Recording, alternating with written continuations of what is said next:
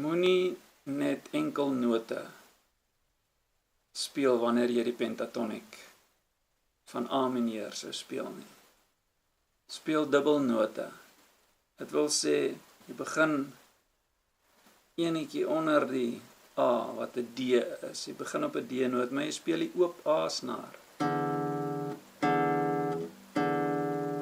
En weer die oop A-snaar, soos wat jy afgaan.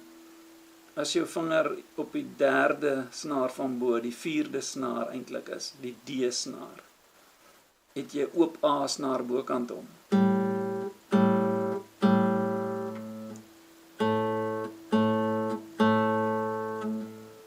As jy by die derde snaar kom, het jy oop D-snaar.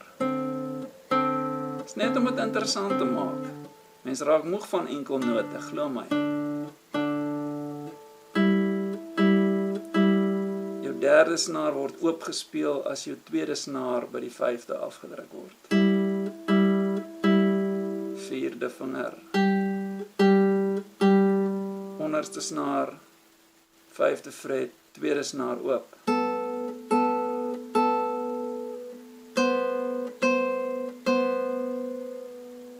Kan so iets klink wat jy kan doen.